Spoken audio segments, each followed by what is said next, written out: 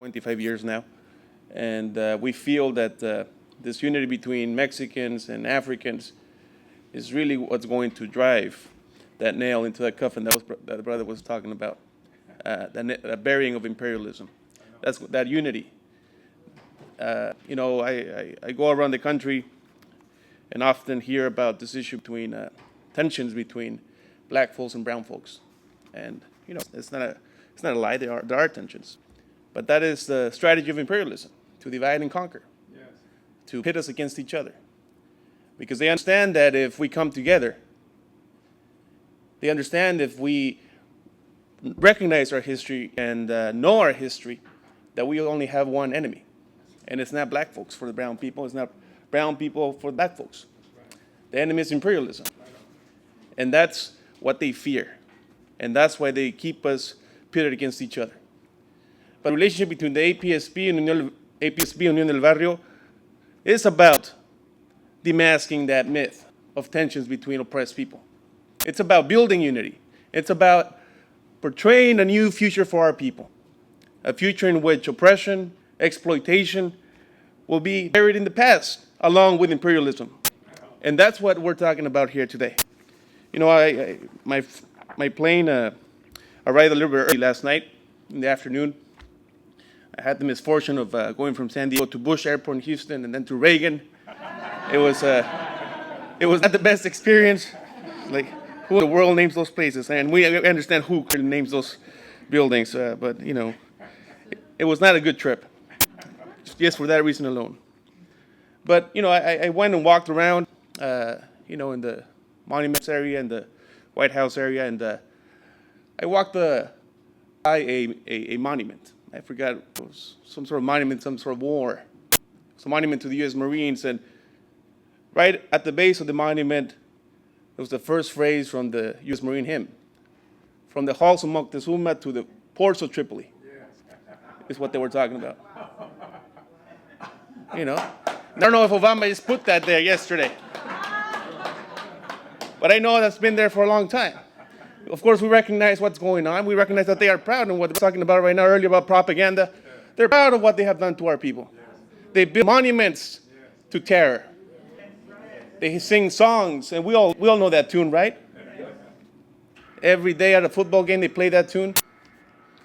And we understand clearly that the halls of Moctezuma and the Tripoli are today being bombarded in Libya. And the people of Mexico are being attacked. And I'll go into that a little bit. So that's to sort of frame the sort of discussion we're having here today. It's not a new discussion. The battle of, or the bombing of Tripoli happened in the early 19th century. That's what that song makes reference to. The halls of Moctezuma makes reference to when the U.S. Marines invaded Mexico City in 1847. Massacred student cadets in a military school outside of Mexico City in the castle of Chapultepec, where Moctezuma and the Aztec rulers had their retreat palace. That was Chapultepec. And a very infamous massacre ensued there. The children, the hero children of Mexico, as they are called, were the children who defended the Mexican children. They were all under the age of 18, defended the castle of Chapultepec as it was being attacked by the U.S. Marines in 1847. A few days after that, the American flag flew over the center of Mexico City. The United States occupied Mexico, and soon thereafter, over 50% of our land was stolen by the United States. Yes. That is what that song's about. Yes. So I'm going to talk a little bit about what's happening at the U.S.-Mexico. We start from the foundation that the border between the United States and Mexico is an artificially imposed border, imposed through military might, imposed through occupation. And because it's a product of invasion and an occupation, it constantly requires violence to justify itself. There's a constant need to put that propaganda up there of requiring violence and military might to assure that border is not going to go anywhere. And they've been they've been doing that for a long time now, over 150 years. I'll speak about what's happening today and the war that's brewing at the US-Mexico border. A declared war. There's no doubt about that. I'll begin with 1994, and a devastating year for the Mexican people. In 1994, then President Clinton and the Prime Minister of Canada and the Mexican president got together and decided to collapse the borders, they said, between the countries of Canada, Mexico, and the United States. They said from this day on January 1st, 1994, borders will not exist for us. And they meant us. They meant them. They didn't mean us. They were very clear about that. So we could buy Big Macs now in Mexico City, and you all could enjoy some Mexican products here in Washington, D.C. Products, Big Macs, and products could come across borders with no problem. We could wire money now with no problem. You could go down the street here, you know, at the Pollo Campero, someplace next door, and wire some money to Mexico City.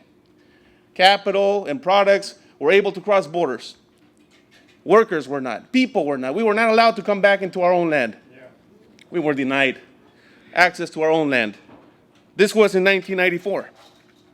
An important movement in southern Mexico arose, took up arms. It was a Zapatista movement that's still today struggling for freedom in our country. And the people of Chiapas and the Ejército Zapatista y Liberación Nacional rose up also on January 1st, 1994, the same day that Clinton was meeting with the Mexican president, the Canadian prime minister, and the Mexican people in Chiapas said, no, we are rising up in arms, and we are fighting for our future.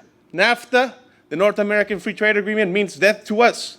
We are already dead, they said. That's why we're going to fight until they kill us again. We are already dead. And they continue to struggle today. But the United States, of course, launched a military offensive, providing weapons to the Mexican army, and massacred indigenous peoples in Chiapas.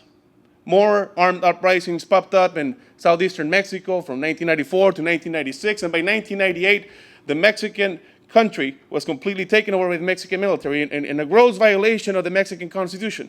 The Mexican Constitution clearly states that the Army of Mexico cannot be in the streets. It must be garrisoned, always, unless there is an invasion. And this time, the Mexican army and the Mexican government pointed the U.S.-made guns against our own people and massacred indigenous people. And of course, later came all the U.S. corporations and imposed upon our country a horrendous economic crisis that dislocated millions of Mexicans who were forced to come to the United States. The U.S. knew, and the Mexican government knew, that by imposing the North American Free Trade Agreement and by the violence that it had generated in order to make sure that the rebellions were quenched, they built walls between in our land. They militarized the U.S.-Mexico border. And the same year that NAFTA went into effect, on January 1st of that year, on October 1st of 94, Operation Gatekeeper was launched. And Operation Gatekeeper was this purposely designed plan to push Mexicans coming into the United States away from the urban areas and into the deserts and into the mountains where they will be killed because being exposed to the elements. That was a Clinton administration.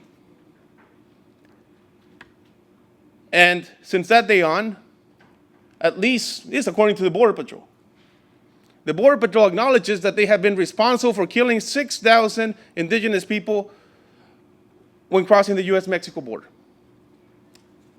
6,000 of our people.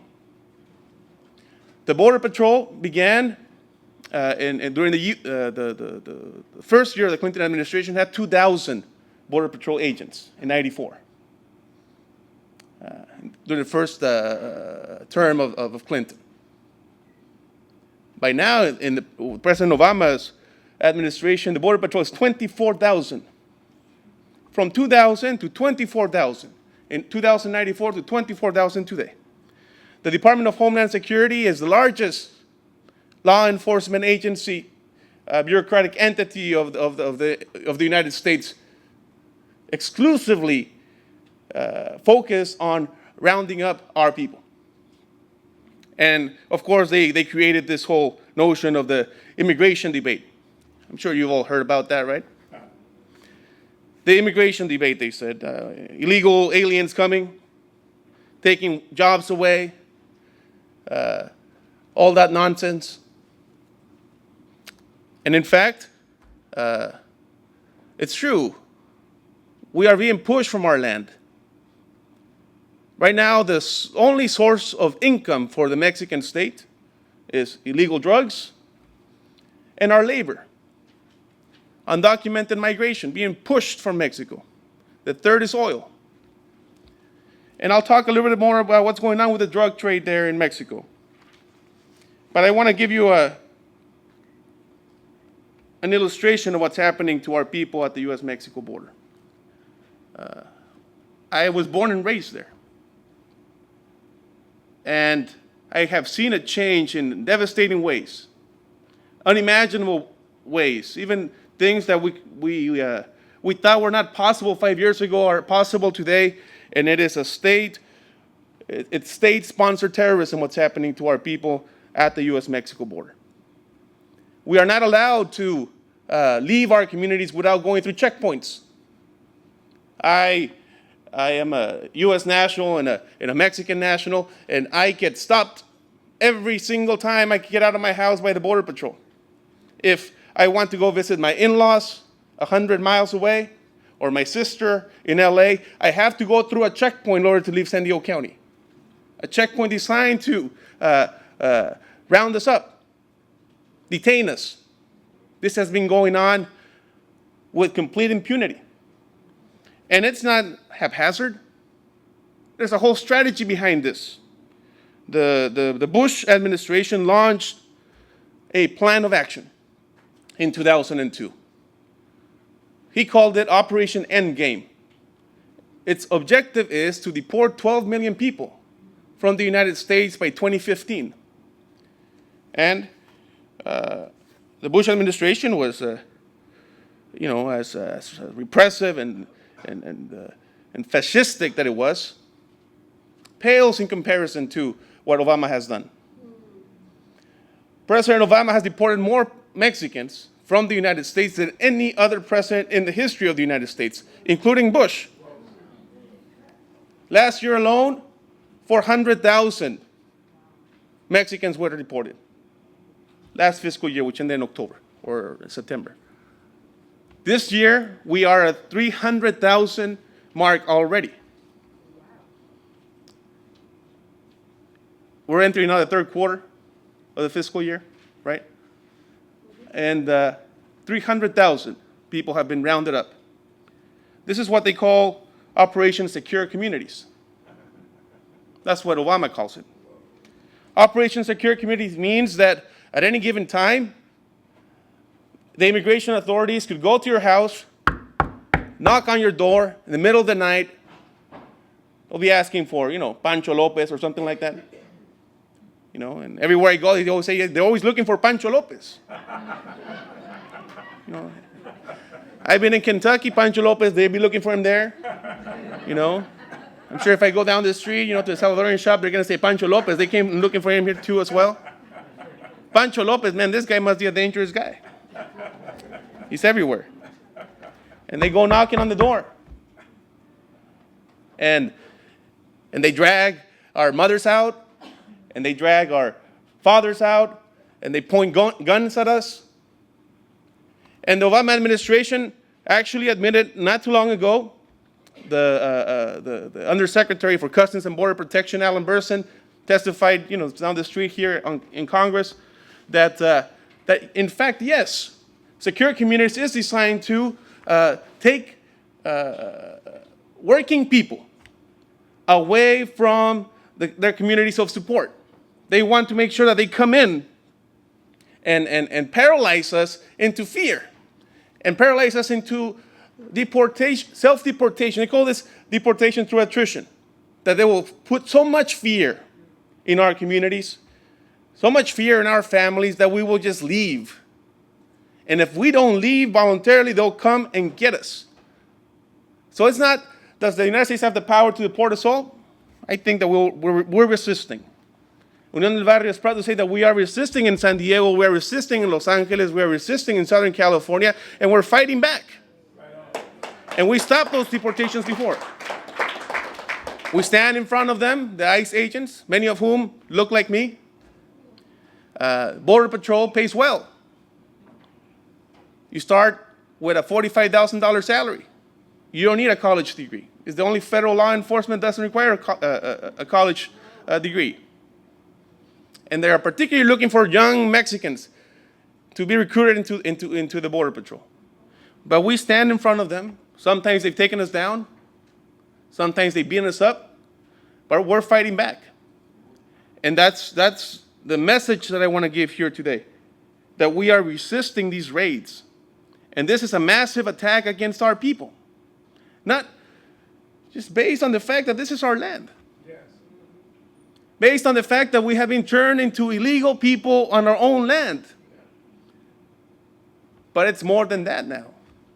They are making a profit on our oppression. They are making a profit on our persecution. And I'll go deeper into that. The people who are building the walls in the Southwest are private enterprises. A merger occurred between Boeing Corporation, who besides making planes, they like to make bombs and they drop it on people, and a corporation that's based in Haifa and in the settler state of Israel. It's called Elbit Corporation. Both of these corporations are experts at building walls. They build a wall between, in the West Bank, they build a wall in Gaza. And now they're building the wall at the US-Mexico border. 3 walls. Each mile of that wall costs $12 million. And so far they built 800 miles of wall. And their objective is to seal the entire Southwest with a wall that extends from the Pacific Ocean to the Gulf of Mexico. And they're talking about this. And they're building those walls. It's more than that. A corporation, a mercenary corporation by the name of Blackwater, who even the puppet government of Iraq kicked out because they just went too far. They massacred people in a square in Baghdad. And even the puppet government of Iraq said, you have gone too far, we're kicking you out of here. Blackwater needed a place to set up shop. And they found a location about 50 miles to the east of San Diego in a small rural town of Potrero, right on the border. And there they have a training facility. They merged with a community college in which they're now recruiting young men and women to go train for them. And about 2 years ago, they testified before Congress saying, we're willing and able to support the U.S. Border Patrol to militarize this border. They're waiting for Obama to give the order. That's Blackwater. They since changed their name to Win Zero after an effective campaign to expose them. But, you know, they changed their name, and now they call themselves Win Zero. And this is the situation that we're facing at the U.S.-Mexico border today. It's about labor. I told you earlier that our people are being displaced. It's absolutely true. But it's not about stopping the flow of undocumented migration. This is a cheap, in their eyes, a cheap, docile class of folks who will work for less than minimum wage, who will not have access to a driver's license, housing, education, unionization, nothing like that. Workers' rights are out the window. To such a degree that they've now launched a federal campaign, the Obama administration, known as E-Verify. And E-Verify, what it does is that all of us that work in this country will be required to put our information in a database, and our employers will basically turn themselves into de facto Border Patrol agents. If your data does not correspond with whatever the government has on you, you will not be allowed to work, pushing people even into underground economies. The issue is not about stopping the flow of undocumented migration. The issue is about dominating workers. And they've gone to great extremes to do that. Our people are crossing through the mountains and deserts. And I've been there in Arizona. On a summer day, the temperature could reach 130 degrees. There's no shade, there's no water. So remote locations. Folks cross for 3 to 4 days through the desert, through the mountains, in our own land. And those that are weak will die there. According to the Border Patrol, 6,000 people have died. And we have been forced to do such things as create our own search and rescue groups to go search for our brothers and sisters who are lost. And courageous members of our community have done that sort of work and have taken bodies from the desert. Some of them have eaten by animals. Have, along with the relatives of our brothers and sisters who we're looking for, they go along with our search and rescue groups trying to look for our loved ones in the deserts of Arizona or California, in the mountains. If you're weak, you will die. If you're strong, to cross through the desert for 3 to 4 days and make it to D.C. or to clean buildings here or take care of white people's children, you will have a job. If you're strong, you die. If you survive the crossing through the desert, you have a job. And that's how they're selecting this workforce. It's nothing new. There's nothing new. Imperialism is running out of tricks. But their tricks are getting more sinister, more deadly, more desperate, and we need to expose them. I will finish this sort of analytical piece and then maybe go into some proposals. But I want to go back to that monument from the halls of Moctezuma to the ports of Tripoli. Because it is as though Obama really wrote that inscription yesterday. A few days before the bombing of Libya began, there was an operation that took place in central Mexico. Some of you may have heard of it. It was obscured in the media a bit. But there were two ICE agents, Immigration and Customs Enforcement agents, who were driving from Monterrey in northern Mexico down to Mexico City. They were driving in a diplomatic van. They were ambushed in the middle of the Mexican territory in a state known as San Luis Potosí, and one of the agents died. And there was a huge mobilization that was conducted to apprehend the perpetrators of this ambush. And why was it that there were two U.S. Agents operating in Mexico City? People wanted to know. That was, were they starting raids already down there? It turns out that the two agents were involved in an operation known as Fast and Furious. And what this operation was about is to allow 20,000 assault weapons. The ATF and ICE allowed 20,000 assault weapons to enter Mexico. These weapons were being given to the drug cartels they said, this is the explanation they gave, that they wanted to detect where the drug cartels were at. And the only way to detect that was by giving them particular kinds of weapons that apparently leave some sort of markings that are unique to those weapons in the bullets. So in other words, the only way that they could track those weapons is to make sure that the drug cartels use those weapons and fire them at people. Ironically, the agent that was killed in this ambush was shot by one of those weapons. And a big deal was made out of it. So much so, the Mexican president came here to D.C. completely unannounced, and And now I just read yesterday that the ambassador to Mexico from the United States was pulled back and had to leave. But we know what's going on here. The Mexican army is being armed by the United States. The drug cartels are being armed by the United States. In that process, in the last 5 years since the current Calderon administration, 35,000 Mexicans have been killed in that war. Now, so what's really going on here? We know what's going on. We know that they want to make sure that Mexico is kept in a place of desperation, in complete trauma, unstable. For them, that's stability. For them, that means that there will be no more uprisings in Mexico.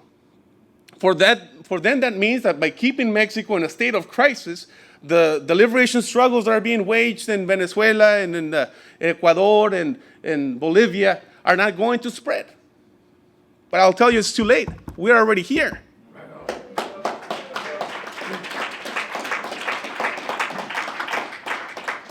It's too late if they think that they could stop the changes of the winds of change coming to this part of the Americas.